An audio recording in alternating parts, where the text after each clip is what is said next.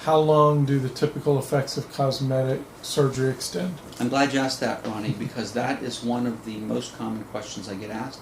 It's a great question, and here's how I usually answer that. So first of all, cosmetic surgery doesn't stop the aging process. I mean, that's pretty self-evident. That's pretty intuitive for most people. We're not going to freeze frame you and get a permanent result where you never age again. What we do is reset the clock. So if we can reset the clock and take 5 years or 10 years in some cases off your appearance, and then the clock starts running again, think of it this way: you're always 5 or 10 years ahead of where you would have been if you had done nothing. And that's the best way to think about it.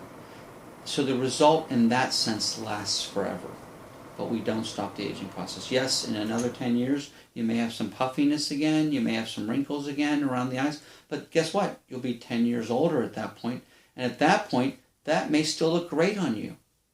Will you need more surgery? You might. You may want more surgery, you might, but then again, you might not. You might say, hey, now that I'm 60 or 70, that looks great on me. So that's the way I answer that question, because that makes the most amount of sense. Patients can understand that. It makes sense to them that, hey, we're resetting a clock. And the reason why cosmetic surgery, so we talked about the most common procedures, and we talked about the fact that Botox and fillers are the two most common cosmetic procedures in the world. The most common cosmetic surgery in the world is blepharoplasty.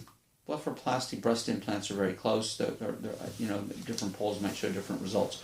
But the reason why blepharoplasty is the most common facial cosmetic surgery on planet Earth is because we talked about the eyelid tissues. They are thin. The skin of the eyelid is the thinnest skin in the human body, second to none. You have 7 tissue planes and 2 millimeters of thickness. They're subject to motion, blinking, squeezing, swelling from allergies or irritants, rubbing, all those factors. Thin, very diaphanous, very delicate tissues around the eyes age faster than the rest of the face in most people. Not everyone, but in most people. So in most people after the age of 40, there's a disconnect in terms of the appearance of the rest of their face and the appearance of their eyes. Their eyes are aging faster than the rest of their face. And that's why cosmetic blepharoplasty is often the first, and in many cases, the only cosmetic procedure someone ever would choose to have or would need in their lifetime. So we were talking about a patient that you know well, sitting right there.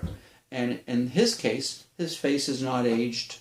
It looks good for his age, but the eyelids are aged out of proportion. This is a typical problem we see in men and women. And a good 4-lid blepharoplasty will reset the appearance of the eyelids, reset the clock, if you will, around the eyes, match it to the rest of the face, and that person we talked about will probably never need another surgery again for the rest of their lives, as long as they control other things like allergies, if they have chronic allergies.